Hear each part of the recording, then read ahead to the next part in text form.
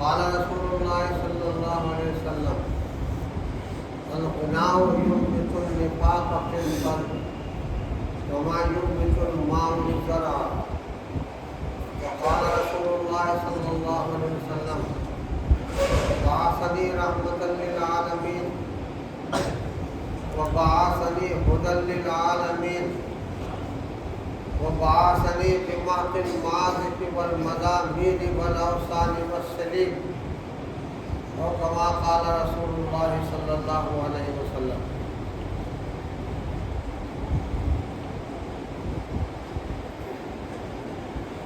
محترم حضرات، اللہ تعالیٰ شانہ نے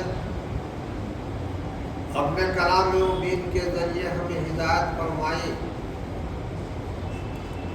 کہ ہم نے انسان کے جوڑے جوڑے پیدا فرمائے، مرد اور عورت پیدا فرمائے، اور نسل انسانی کی افزائش اور بڑھوتری کے لیے ان کے درمیان نکاح کا سلسلہ جاری فرمایا،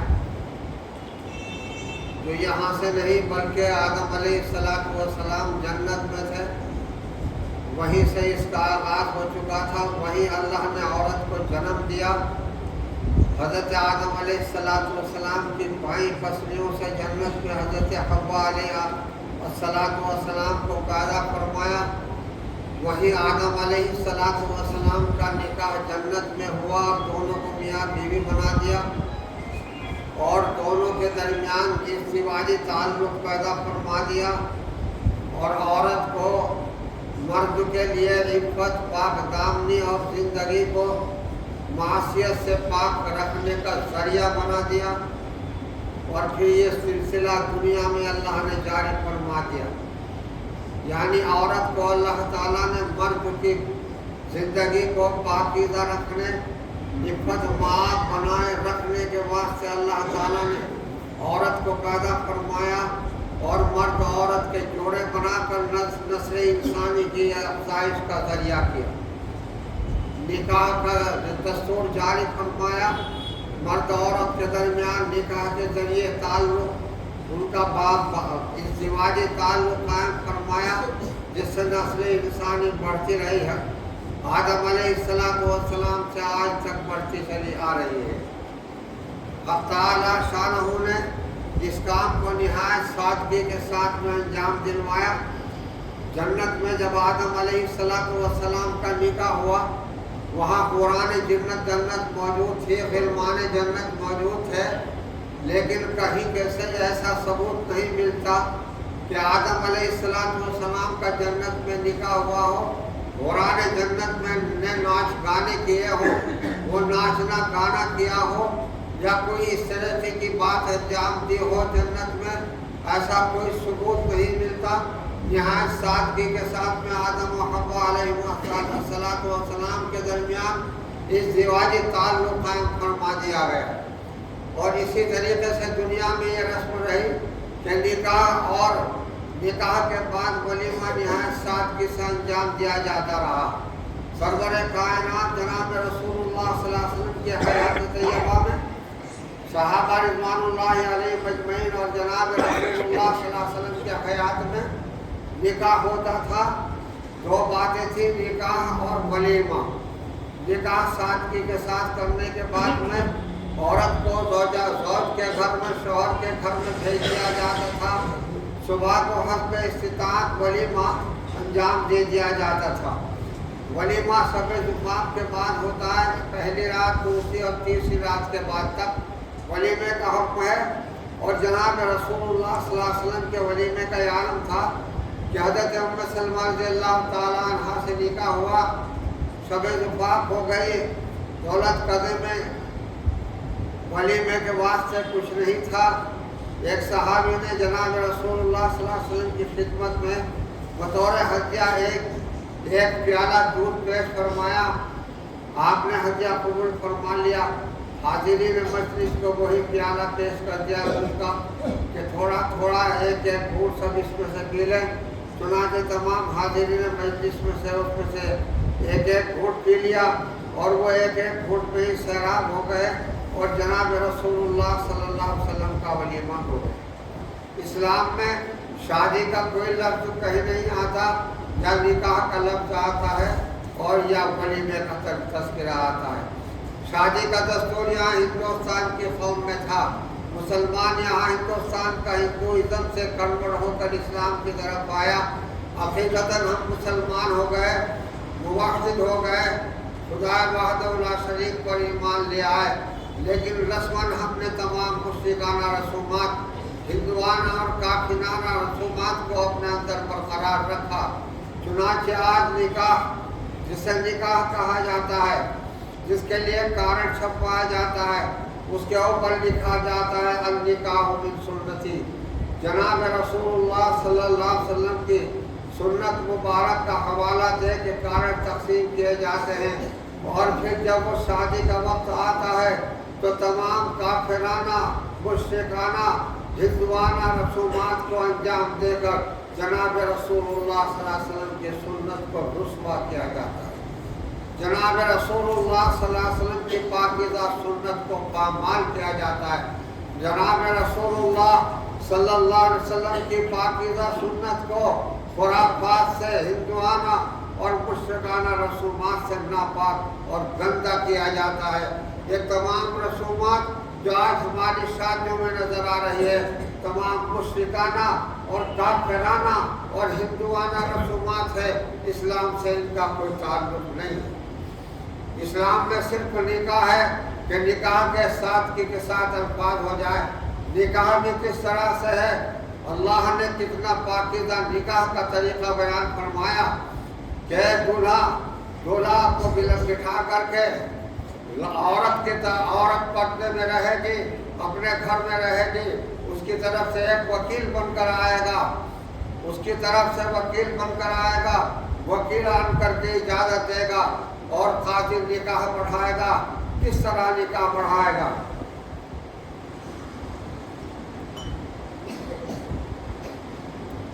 اللہ اکبر۔ مذہب اسلام کے نکاح میں نہ گانے بجانے، نہ اچھل کود ہے، نہ ناچنا اور گانا ہے، نہ شور و گل ہے، بلکہ پاکیزہ خدا کا کلام قرآن پاک پڑھا جاتا ہے، جناب رسول اللہ صلی اللہ علیہ وسلم کی پاکیزہ سنت حدیث پاک پڑھے جاتے ہیں، وہ بھی وحی الہی ہے، اللہ تعالیٰ کی طرف سے حضور پاک صلی اللہ علیہ وسلم کے قلب مبارک میں جو ڈالا گیا، آپ نے اسے زبان سے ادا کر دیا، وہ حدیث کہلائی۔ چنانچہ اللہ کا پاکیزہ کلام پڑھا جاتا ہے، قاضی وقت خطبہ پڑھتا ہے، خطبے میں خدا کی حمد و ثنا بیان کرتا ہے، خدا کی حمد و ثنا بیان کرنے کے بعد خدا کا پاکیزہ کلام تلاوت کرتا ہے، خدا کے پاکیزہ کلام کا تلاوت کرنے کے بعد جناب رسول اللہ صلی اللہ علیہ وسلم کی نکاح کے بارے میں حدیث پاک پاکیزہ حدیث سناتا ہے، اور اس کے بعد یہ انجام دینے کے بعد دولہا سے اقرار لیتا ہے اور بیوی کو قبول کرواتا ہے، اس کے سامنے مہر بیان کر کے بیوی کو قبول کرنے کے لیے کہا جاتا ہے۔ شوہر جو وہاں موجود ہوتا ہے وہ قبول کر لیتا ہے، تو وہاں موجود ہوتے ہیں، حاضرین مجلس ہوتے ہیں، سب کے سامنے وہ قبول کرتا ہے۔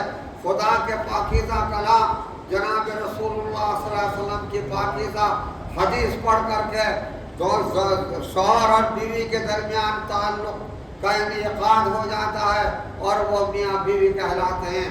پھر دعا ہوتی ہے کہ خدا ان کی تمام زندگی باغ و بہار رکھے، تمام زندگی ان میں محبت رکھے، اللہ تعالیٰ ان کو نیک صالح اولاد عطا فرمائے، اس نکاح کے ذریعے اللہ ان کی زندگی کو پاکیزہ بنائے، اور مرد کی جوانی کو ناپاک نہ ہونے دے، عورت کی پاک دامنی کو داغدار نہ ہونے دے، اس بات کا عہد کیا جاتا ہے، اور یہ عہد ایسا ہوتا ہے جو تمام زندگی چلتا ہے۔ چند الفاظ ادا کرنے کے بعد ایک ایسا مضبوط عہد و پیمان میاں بیوی کے درمیان قائم ہو جاتا ہے جو ساری زندگی تا حیات چلتا ہے۔ یہ ہے اسلام کا طریقہ جو اسلام نے بیان فرمایا ہے۔ آج مسلمان کہاں گمراہی کی طرف نکلتا چلا جا رہا ہے۔ آج ہم نے اس پاکیزہ نکاح کو تمام ہندوانہ، کافرانہ اور مشرکانہ رسومات کو घुसेड़ करके उसे एक नापाक और गंदी चीज बना दी है, गंदी रसूमात उसमें शामिल कर दी है, और इतनी गंदी रसूमात शामिल कर दी कि जिसकी कोई इंतहा नहीं रही है। निकाह का नमाज निकाह से पहले शादी से पहले क्या क्या रसूमात होती है, कहीं मेहंदी की रसूमात होगी, कहीं माइयों की रसूमात होगी जिनका इस्लाम में से कोई ताल्लुक नहीं है, मजहब से कोई ताल्लुक नहीं है, तमाम हिंदुआना रसूमात है, मुश्रिकाना रसूमात है। लड़के को भी घेरा जाता है, न जाना क्या क्या चीज़ है, उसके ऊपर कपड़े गंदे किए जाते हैं, तूफान बदतमीजी का मुजाहरा होता है। मेहंदी क्या होती है, एक तूफान बदतमीजी का मुजाहरा होता है जिसको कोई महज़्ज़ब कौम या कोई महज़्ज़ब जमात बर्दाश्त नहीं कर सकती। ऐसी बेतहज़ीबी का मुजाहरा किया जाता है, कपड़े भी गंदे किए जाते हैं, जिस्म गंदे कर लिए जाते हैं, हाथ और जिस्म और चेहरे सब गंदे कर लिए जाते हैं, और तमाम बेहोदगी का मुजाहरा किया जाता है। ऐसे किया जाता है कि खुदा की पनाह, जैसे नचने नाचते हैं और एक भंगड़ नाच का एहतमाम किया जाता है, खानों का भी एहतमाम किया जाता है, तमाम रसूमात हिंदुआना अंजाम दी जाती है। निकाह का दिन आता है तो ना जाने क्या क्या किया जाता है। निकाह से पहले दूल्हा के साथ में सारी रसूमात हिंदुआना होते हैं, सहरे की रसूमात हिंदुआना है, सहरा बांधा जाता है, नोट तकसीम किए जाते हैं, नोट उछाले जाते हैं, जिनके पास नोट हैं वो नोटों के गड्ढे ले करके नोट उछाल रहे हैं, भंगड़ बारात लेके चल रहे हैं, तो रास्तों में भंगड़ नाच करते हुए चल रहे हैं, रास्तों में चल रहे हैं। औरतें पराहना निहायत सर्क बर्क लिबास पहनकर निहायत मेकअप करने के बाद बाजार में चल रही है, और वो नाचते और उछलते कूदते चल रही है। मर्द भी उनके साथ भंगड़ नाच कर रहे हैं। अफसोस की बात है कि उन भंगड़ नाच करने वालों में बादशरा लोग, रीश वाले लोग, सफेद रीश लोग भी होते हैं, वो भी देखे जाते हैं। शर्म व हया को ज़िबा किया जाता है, शर्म व हया का कत्ल किया जाता है, सरे बाजार कत्ल किया जाता है। कहीं छुप कर कोई गुनाह होता है, यहाँ सरे बाजार शर्म व हया का कत्ल होने लगा। उस पैगंबर के मानने वाले जिनके पैगंबर ने तालीम दी थी, क्या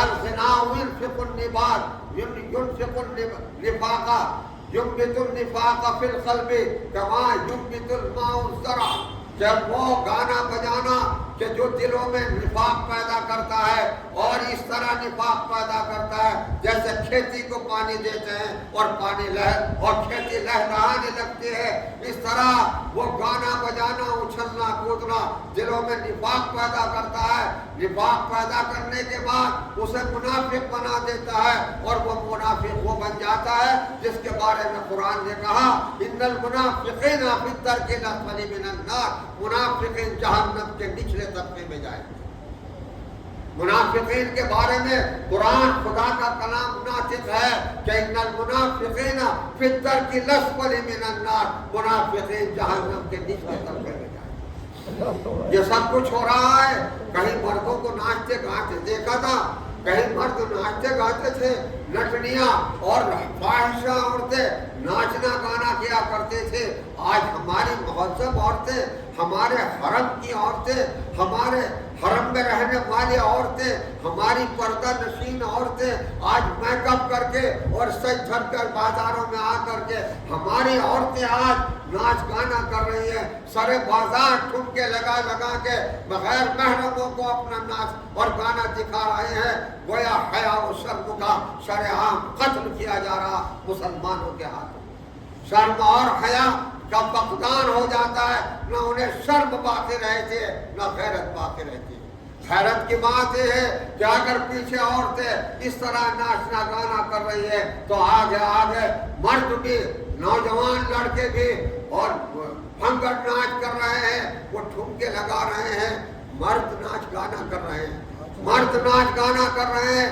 बादशाह लोग, दाढ़ी वाले लोग, सफेद दाढ़ी वाले लोग, لوگ سفید ریش والے لوگ جن کے بارے میں اللہ یہ فرماتا ہے کہ میرے بندے مومن کی داڑھی میں جب سفید بال آ جاتے ہیں اللہ فرماتا ہے مجھے شرم آنے لگتی ہے.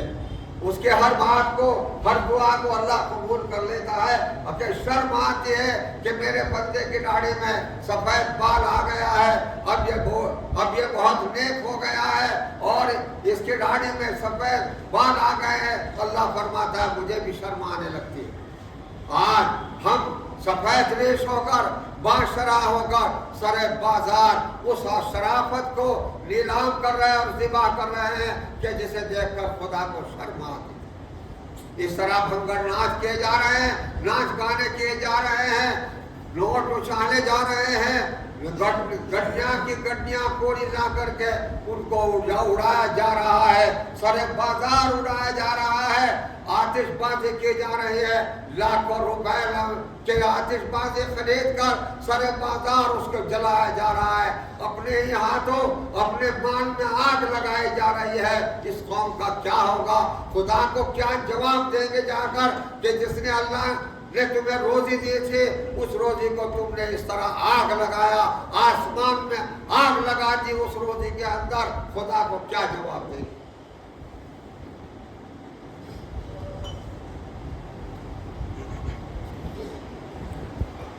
یہ وہی ناچ گانا ہے جس کے بارے میں جناب رسول اللہ صلی اللہ علیہ وسلم نے ارشاد فرمایا بعثنی رحمۃ للعالمین. ارشاد فرمایا اللہ نے مجھے مبعوث فرمایا ہے اور مجھے بھیجا ہے تمام جہانوں کے لیے رحمت بنا. ارشاد فرمایا بعثنی ہدی للعالمین.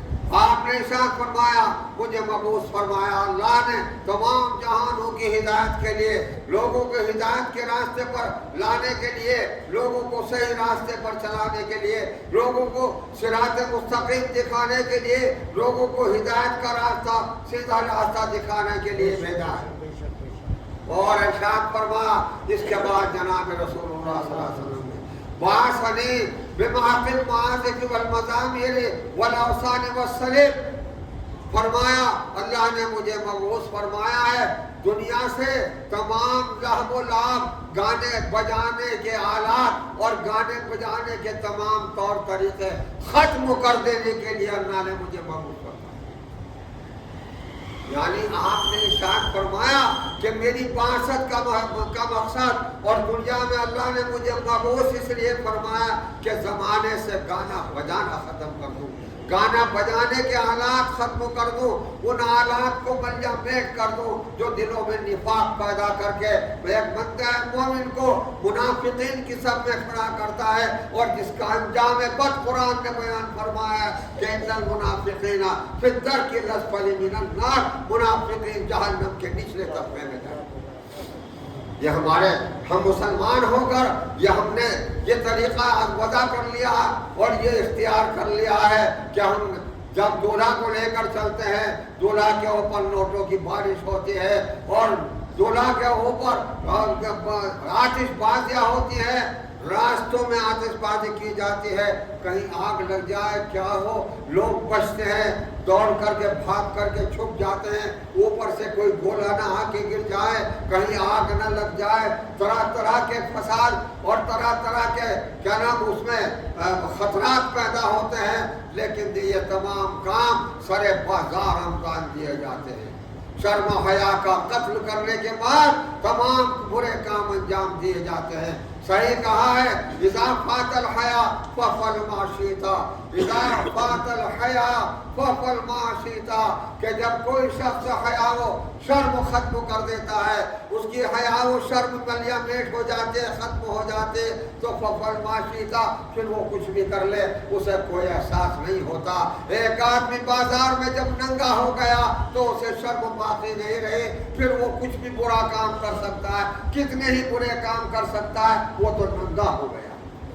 شرم و حیا کا لبادہ اتار کر کے اس نے پھینک دیا ہے. جو اللہ نے اسے شرم و حیا کا لبادہ دیا تھا, جس کے بارے میں پیغمبر اسلام جناب رسول اللہ صلی اللہ علیہ وسلم نے ارشاد فرمایا تھا الحیاء شعبۃ من الایمان, کہ حیا اور شرم تمہارے ایمان کا بہت بڑا جزو اور بہت بڑا ٹکڑا. کیا فرمایا؟ الحیاء شعبۃ من الایمان، الحیاء شعبۃ من الایمان، حیا و شرم ایمان کا بہت بڑا جزو ہے۔ جس نے حیا ختم کر دی اس نے اپنے ایمان کو ختم کر دیا، اپنے ایمان کو ناقص کر دیا، اپنے ایمان کے اوپر اس نے چھری چلا دی، اپنے ایمان کو ذبح کر دیا۔ آج سرے بازار ہم ایمان کو ذبح کر رہے ہیں، اسلامی تہذیب کو ذبح کر رہے ہیں۔ جناب محمد رسول اللہ صلی اللہ علیہ وسلم کی سنت کا نام لے کر آپ کے اس سنت کا ہم کو سرے بازار ہم ذبح کر رہے ہیں، رسوا کر رہے ہیں پیغمبر اسلام کی تعلیمات کو اور آپ کے فرمان اور آپ کے ارشادات کو سرے بازار ہم پیروں کے نیچے ڈھونڈ رہے ہیں۔ ہماری شرم اور غیرت ختم ہو، اندازہ نہیں لگایا جا سکتا آج کس طرح کے اور کس درجے کے ہم مسلمان باقی رہ گئے ہیں کہ ہم مسلمان ہو کر سرے بازار جناب محمد رسول اللہ صلی اللہ علیہ وسلم کی تعلیمات کا مذاق اڑا رہے ہیں، آپ کی تعلیمات کو ذبح کر رہے ہیں، آپ کی تعلیمات کو پامال کر رہے ہیں۔ نوٹوں کو اڑانا، آتش بازی کرنا اپنے ہاتھوں سے، سنا یہ ہے کہ لاکھوں روپے کی آتش بازی لا کر اس میں آگ لگائی جا رہی ہے، اس میں آگ لگائی جا رہی ہے۔ جس وقت نکاح کر کے آتے ہیں، دلہن کو لے کے آتے ہیں، آنے کے بعد جو آتش بازی ہوتی ہے الامان الحفیظ، ایسا لگتا ہے جیسے کوئی ملک کو فتح کر کے آئے، جیسے کوئی ملک کو فتح کر کے آئے اور اس قدر آتش بازی کی جاتی ہے۔ سونے والے جاگ جاتے ہیں، بیمار اٹھ جاتے ہیں، بیماروں کو اذیت اور تکلیف پہنچتی ہے، کوئی پرواہ نہیں کی جاتی۔ کسی بیمار کو تکلیف پہنچ رہی ہے یا کوئی بیمار ہیڈیاں رگڑ کر کے مر رہا ہے، اس کی نظر کا وقت ہے، لیکن ہم سرے بازار آتش بازی کر کے اپنے دل کے ارمان نکالتے ہوئے ہوتے ہیں۔ 2 بجے کا وقت ہوتا ہے، 4 بجے کا وقت ہوتا ہے، اذان کا وقت ہوتا ہے اور آتش بازی آسمان پر ہوتی ہے، بے تحاشا آتش بازی کی جاتی ہے۔ یہ اسلام کا طریقہ نہیں۔ افسوس اس بات کا ہے کہ آج ہم ان رسومات میں اور ان خرافات میں اپنے برادران وطن غیر مسلموں سے بہت آگے نکل گئے ہیں۔ افسوس ہے کہ تمام باتیں تو غیر مسلموں کے یہاں ہوتی تھی، برادران وطن کے یہاں ہوتی تھی، وہ پیچھے ہٹ گئے، ان کے یہاں اتنی خرافات نہیں ہے۔ آج جتنے خرافات میں مسلمان مبتلا ہیں، مسلمان ان سے بہت آگے نکل گئے ہیں، ان کے یہاں اتنی باتیں، اتنی خرابیاں نہیں باقی رہی جتنی خرابیاں مسلمانوں میں آ گئی ہیں۔ کیا کر رہے ہیں ہم؟ یہ نکاح، آپ اس نکاح کو کیوں لکھتے ہو؟ کارنوں کے اوپر کیوں لکھتے ہو نکاح من سنتی؟ کیوں لکھتے ہو بسم اللہ الرحمن الرحیم؟ اللہ جو رحمان الرحیم ہے اس کے نام سے شروع کر رہے ہیں، اللہ کے نام کو بھی ذلیل کر رہے ہیں، اللہ کے نام کی حرمت کو بھی پامال کر رہے ہیں، جناب رسول اللہ صلی اللہ علیہ وسلم کے سنت اور حدیث کے کو بھی پامال کر رہے ہیں۔ کتنی بڑی بے غیرتی کی بات ہے، ہمارے ہاتھوں خدا کے نام کو پامال کیا جا رہا، جناب رسول اللہ صلی اللہ علیہ وسلم کے فرمان کو پامال کیا جا رہا، اور پھر ہم سینہ ٹھوک کے کہتے ہیں ہم مسلمان ہیں۔ کیسے مسلمان ہو یہ خدا جانتا ہے۔ اس قدر ہمارے اندر رسومات پیدا ہو گئی ہے اور اس طریقے سے ہم تباہی اور بربادی کے جا رہے ہیں۔ حدیث پاک میں ہے قرب قیامت میں اللہ کی طرف سے اتنے عذاب آئیں گے، اتنے پے عذاب آئیں گے کہ جیسے تسبیح کا دھاگا ٹوٹ جائے اور سارے دانے یک پہ یک نکل جاتے ہیں، ایک دم نیچے گر جاتے ہیں۔ قرب قیامت میں اتنے عذاب آئیں گے، آج اتنے ہی عذاب آ رہے ہیں کہ ایمان کا بچانا مشکل ہو گیا ہے، فتنوں سے ایمان کا بچانا مشکل ہو گیا ہے۔ وہ وقت آ گیا ہے کہ قبر سے لپٹ کر ایک ایمان والا کہے گا کہ کاش یہ میں فتنے نہ دیکھتا، اس قبر کے اندر ہوتا۔ فرمایا جناب رسول اللہ صلی اللہ علیہ وسلم نے کہ سطح الارض افضل من بطنہا، ایسا وقت آئے گا کہ زمین کی سطح سے بہتر زمین کا پیٹ ہوگا، یعنی مر جانا بہتر ہوگا، قبر میں چلا جانا بہتر ہوگا زمین کی سطح پر زندہ رہنے سے کچھ کے بجائے۔ افسوس کہ مسلمان اسلام کا نام لے کر مسلمان ہو کر آج ان تمام خرافات کے اندر مبتلا ہو گیا، اس طرح اسراف بیجا میں مبتلا ہو گیا ہے۔ وہ پیسہ جو اپنی ذات پر خرچ کرتے، اللہ کے نام پر خرچ کرتے، صحابہ نے اپنی تمام دولت خدا کے نام پر لٹا دی ہے، اللہ کے نام پر دی ہے انہوں نے، وہ اللہ کے نام پر خرچ کرنے والے تھے۔ آج ہم اپنے دلوں کے ارمان نکالنے کے لیے فسق و فجور پر پیسہ خرچ کر رہے ہیں، ہندوانہ اور مشرکانہ رسومات پر خرچ کر رہے ہیں، اور خدا کے عذاب کو دعوت دے رہے ہیں۔ غریبوں کا خیال نہیں ہے، پڑوسیوں کا خیال نہیں ہے، مسکینوں اور فقیروں کا خیال نہیں ہے۔ کوئی سائل اگر سوال کر دیتا ہے تو آپ کے یہاں کاروبار نہیں رہتا، کاروبار بندہ ہو جاتا ہے۔ کوئی سائل سوال کرتا ہے تو کاروبار کا حوالہ دے دیا جاتا ہے، کاروبار نہیں رہا، کاروبار نہیں رہا۔ اور جب شادی کا وقت آتا ہے تو اسراف بیجا میں بے دردی کے ساتھ، بے جگری کے ساتھ میں دولت لٹائی جاتی اور پیسہ لٹایا جاتا۔ اللہ تعالیٰ ہمیں عقل سلیم عطا فرمائے۔ جناب رسول اللہ صلی اللہ علیہ وسلم نے فرمایا میری بعثت کا مقصد تھا کہ دنیا سے گانا بجانا ختم کر دوں، گانے بجانے کے آلات ختم کر دوں۔ آپ کی بعثت کا مقصد قرار دیا گیا، اور آپ کے ماننے والے ہی آج اس فسق و فجور میں مبتلا ہے کہ مرد و عورت سب ٹھمکے لگا رہے اور گانے میں مبتلا۔ اللہ رب العالمین ہمیں عقل سلیم عطا فرمائے، اور اللہ ان تمام رسومات سے اور اللہ ان خرافات سے اللہ تعالیٰ پوری امت مسلمہ کی حفاظت کرے۔ صلی اللہ علیہ وسلم۔